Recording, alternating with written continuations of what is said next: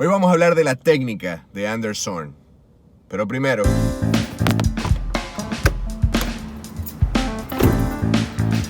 si algún día yo decido abrir un café, porque es muy posible, va a ser exactamente como este.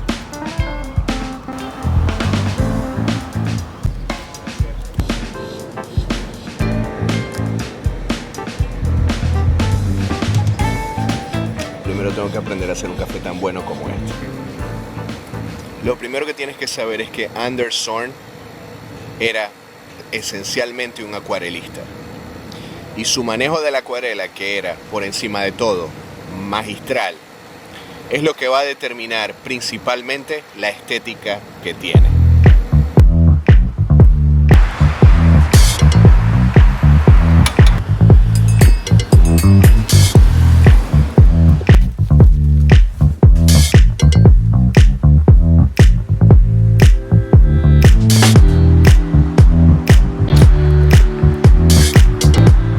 Una de las cosas que ha hecho Anders Zorn realmente popular en este tiempo es su paleta. El uso de su paleta y lo que él logró con 4 colores. Te voy a dejar un video de este lado. No, de este lado. Con este ejercicio vas a poder dominar las mezclas para un mejor entendimiento de su paleta. Acompáñenme a ver esto.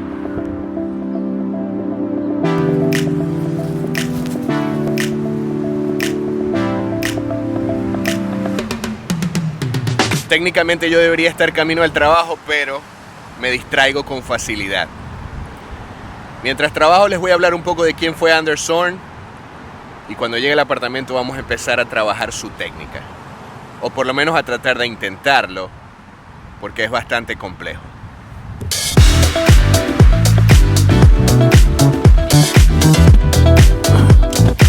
Anders Zorn fue un pintor sueco que se destacó no solamente por ser un excelente retratista, sino también por sus esculturas y sobre todo sus acuarelas y sus grabados. Que sus grabados son una vaina loca.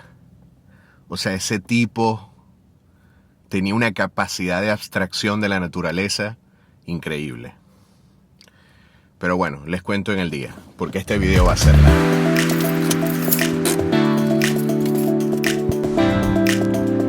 Anders Zorn estudia en Estocolmo, en la Royal Academy, y ahí se convierte en un artista destacado muy rápidamente por su talento.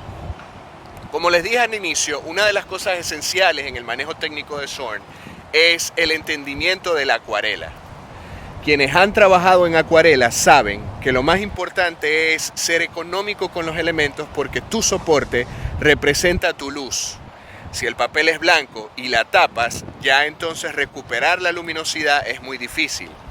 La acuarela te da soltura y también te da la posibilidad de comprender mejor la técnica del óleo. Ya vamos a profundizar sobre eso.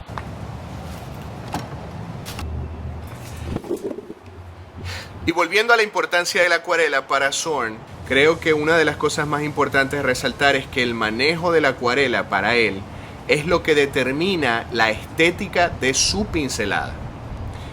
La economía de color o la economía de elementos que utilizaba para pintar en acuarela es lo que potencialmente para mí le da la soltura que lo hace tan atractivo y lo que hace que su proceso interpretativo de la fotografía o del modelo sea tan sofisticado, porque desde ese punto de vista lo que hace es simplificar, y la simplificación en la pintura es clave para crear una obra mucho más interesante.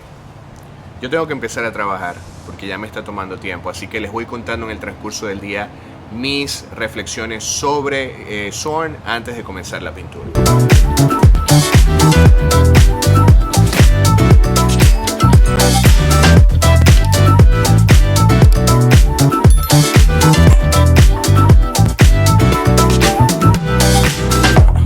Entendamos una cosa.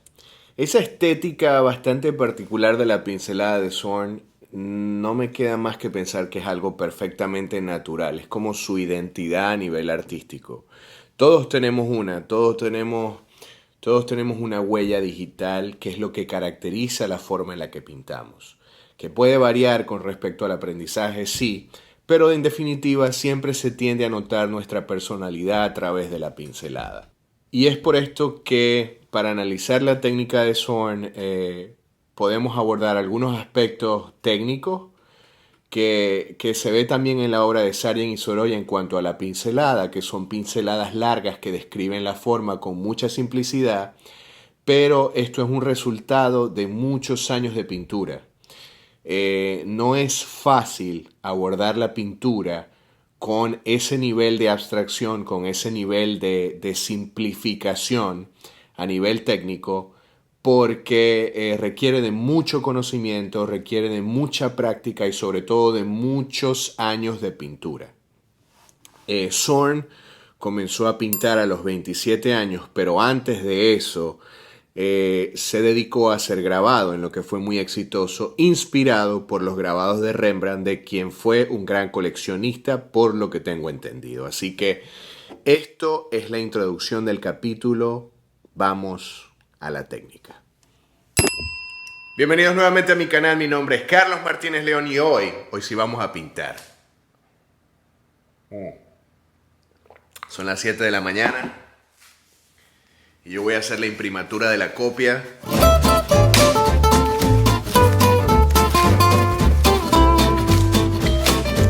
Y cada vez que me vean con mi taza de Dragon Ball es porque la cosa se va a poner seria.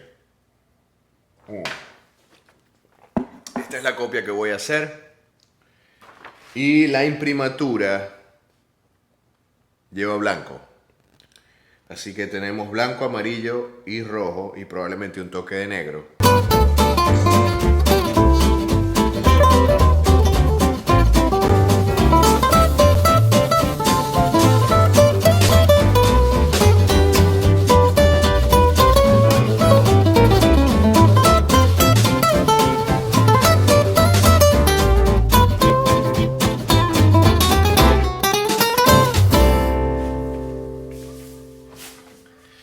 Y finalmente pude terminar esta pintura. Pasaron 5 meses, estamos como a mitad de junio.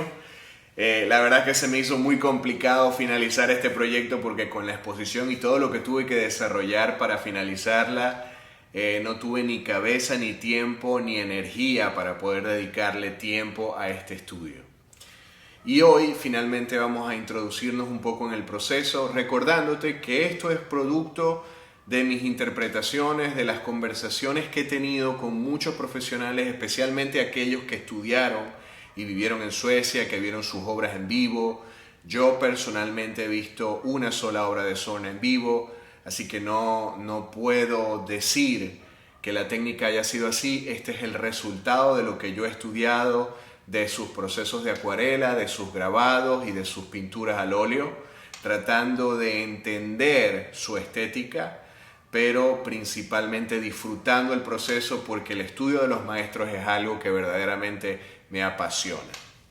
Ahora, sin más nada que agregar, empezamos con la preparación de la paleta, que como te dije anteriormente vas a conseguir un video de cómo era la paleta de Zorn, pero en este caso yo estoy utilizando los mismos 4 colores, blanco, rojo de Venecia, amarillo, ocre y negro, para empezar la primera capa de la pintura.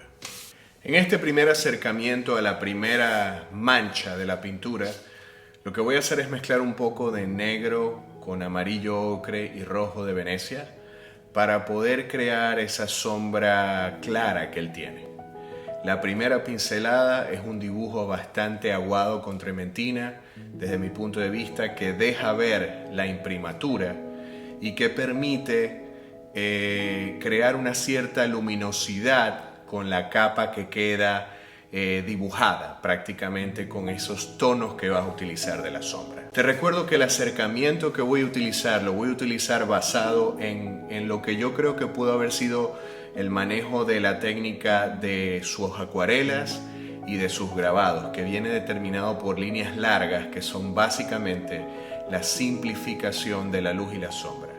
Lo que estamos viendo en los grabados de Zorn prácticamente es una impresión de luz muy sofisticada que está creada por una agrupación de líneas que crean una ilusión de un efecto de luz que es muy interesante y que es muy atractivo porque le da un estilo muy particular. Creo que esto, como dije anteriormente, es parte de la mano de él, es la manera en la que él veía, es la manera en la que él dibujaba, es como decir, era su huella digital a nivel pictórico. Y te recuerdo que todos tenemos algo que nos caracteriza, algo que caracteriza nuestra pincelada, nuestra forma de dibujar.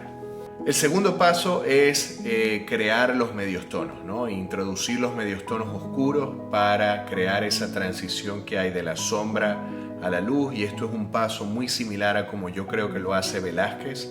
Te dejo un video sobre la técnica de Velázquez por si te interesa, que es también producto de algunas investigaciones que hice mientras estudiaba en Italia.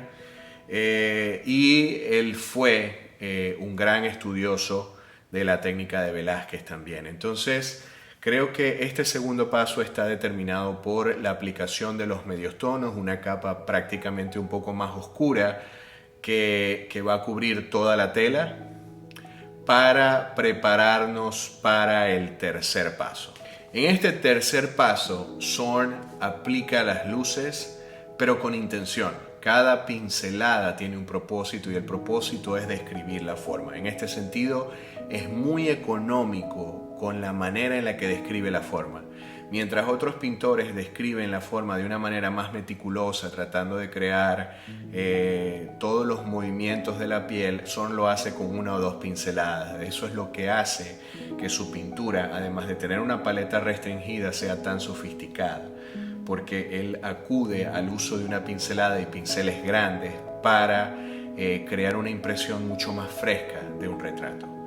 Y cada pincelada que él está aplicando en esta obra está pensada y diseñada para que describa una forma anatómica específica, y esto es lo que tienes que tener en cuenta al momento de pintar, que cada pincelada que vas a colocar en la obra tiene un propósito, y ese propósito, por lo general, cuando estás pintando la figura, un retrato, está vinculado no solamente a la anatomía, sino a la forma en la que la luz está describiendo esa forma particular, y también qué temperatura y qué color específico tiene. O sea, debes preguntarte al momento de realizar una pincelada, un retrato, una figura, cada pincelada tiene que describir qué forma estás describiendo, qué tono lleva, qué color y qué temperatura. Estos 4 elementos van a hacer que cada pincelada que tú hagas sea precisa y te ayude a simplificar el proceso de desarrollo de cualquier pintura que hagas. Y en este último paso es donde yo veo que Zorn desarrolla ya las oscuridades más intensas y los brillos más altos, es decir, donde coloca el blanco y el negro para generar una escala de tonos lo suficientemente amplia para poder apreciar el efecto de luz que él está tratando de desarrollar en su pintura. En este caso, en efectos de esta pintura, la primera capa es una capa muy aguada, con mucha trementina, que es lo que crea el efecto de ese abrigo que él lleva, pero no es algo en lo que me esté enfocando en este momento.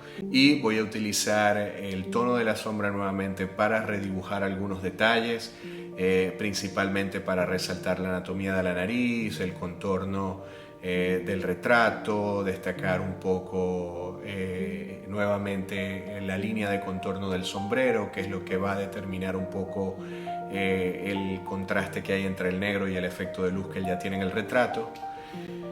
Y esto es lo que yo creo que pudo haber sido el acercamiento a su técnica.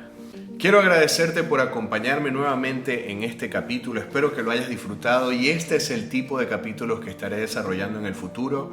Déjame saber qué te parecen, si los consideras útiles, si te gustan, para saber qué más debo seguir desarrollando en este proceso de entendimiento de cómo llevar este canal de YouTube, que va a tener unos cambios bastante importantes en los próximos meses y que te estaré comentando. Por lo pronto, te invito a ver el proceso del desarrollo de mi exhibición individual, que fue quizás lo que marcó el inicio de este canal y lo que ahora va a marcar un rumbo diferente. en el proceso de desarrollo de estos capítulos. Pero por lo pronto, te deseo un feliz café y nos vemos muy pronto.